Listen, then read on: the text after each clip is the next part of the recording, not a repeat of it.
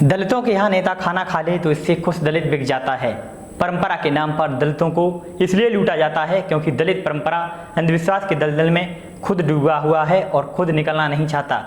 भारतीय समाज जिन स्तरों में बटा है उनमें सबसे निचले पायदान पर दलित है। समाज की तुच्छ मानसिकता के कारण दबंग जातियां दलितों को अपना गुलाम जैसा समझती हैं। यही कारण है कि दलित और उनकी महिलाएं उनका इजी टारगेट होते हैं।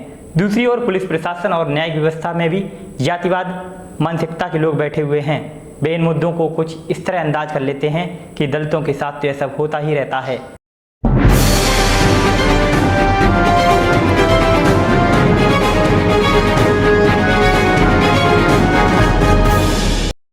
दोस्तों नमस्कार, आज इस एपिसोड में बात होगी दलित आदिवासी समाज के उत्पीड़न की।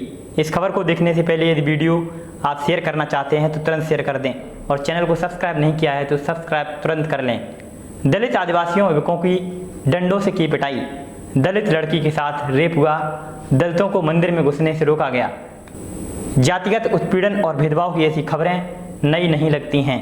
पिछले दिनों देश में गैंगरेप और हत्या जैसे कई मामले ऐसी ही सुर्खी बनकर आ रहे हैं। जावलार में एक छोटे से बच्चे की हत्या या फिर बांदा में फीस न देने के चलते मारपीट, एतमादपुर के आगरा में दलितों की कांवड़ रुकी, वहीं कुर्सी पर नहीं बैठने दिया मुखिया को क्योंकि मुखिया दलित था। इस भेदभाव की कहानी शायद आपने सुनी होगी। खैर बता दें कि यह मामला तमिलनाडु का है।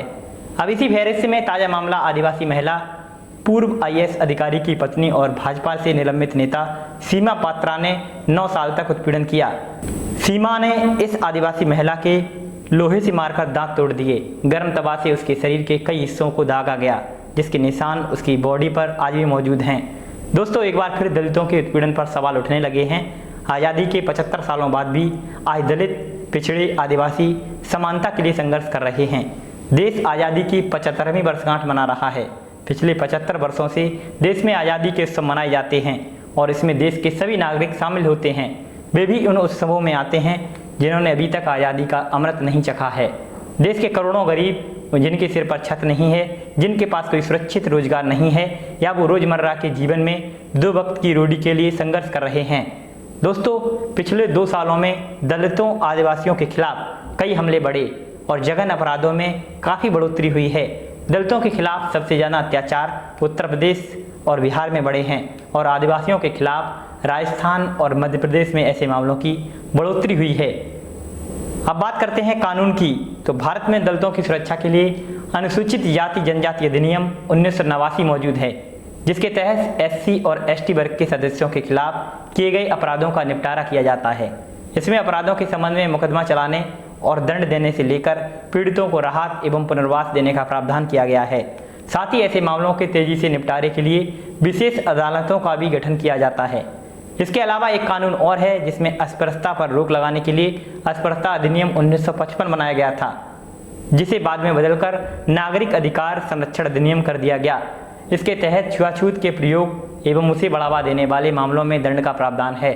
लेकिन जानकार बताते हैं कुछ मामलों में तो मीडिया और राजनीतिक पार्टियों के हस्तक्षेप के कारण सबकी नज़र में आ जाते हैं, लेकिन कई तो पुलिस थानों में दर्ज भी नहीं हो पाते हैं।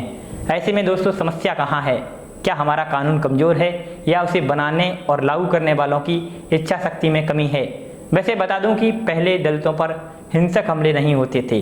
पहले छोटी मोटी मारपीट होती थी और घटनाएं होती थीं, लेकिन हिंसक वारदातें पिछले 10 से 15 सालों में लगातार बढ़ रही हैं। जैसे जैसे दलितों, आदिवासियों की तरक्की हो रही है वैसे वैसे उन पर हमले लगातार बढ़ रहे हैं। यह कानून समस्या नहीं बल्कि सामाजिक समस्या है। दोस्तों अंत में सवाल यह है कि जब देश की करीब 25% आबादी आर्थिक उत्पीड़न के अलावा जाति उत्पीड़न का शिकार झेल रही है तो फिर इसे अमृतकाल क्यों कहा जा रहा है? क्या सरकार खुद के आंकड़ों पर गौर नहीं कर पा रही है या सरकार सबको अंधेरे में रखना चाहती है? वैसे नेताओं का एक ऐसा चलन अक्सर देखने को मिलता है जिसमें नेता सिर्फ चुनाव के समय दलितों के यहाँ भोजन खाते हैं, दलितों के यहाँ लेटते हैं, इससे दलित खुश हो जाते हैं और इसी खुशी में वो बिक जाते हैं और वोट के साथ अपना भविष्य भी बेच देते हैं। इसमें कोई शक नहीं है, कुछ लोगों के लिए यह अमृतकाल है। देश के पूंजीपति वर्ग के लिए यह अमृतकाल है। आज के समय में गरीब, दलित और आदिवासी जाति हमलों का शिकार हो रहे हैं और सरकार प्रशासन के भीतर इसके खत्म करने को लेकर ना तो कोई विचार है और ना ही कोई तमन्ना। इस खबर पर आपकी क्या राय है हमें कमेंट सेक्शन में लिखें और खबर को शेयर जरूर करें ताकि अन्य लोगों से भी हम जुड़ सकें। आपने यह वीडियो देखा, इस पर हम आपका आभार व्यक्त करते हैं। धन्यवाद।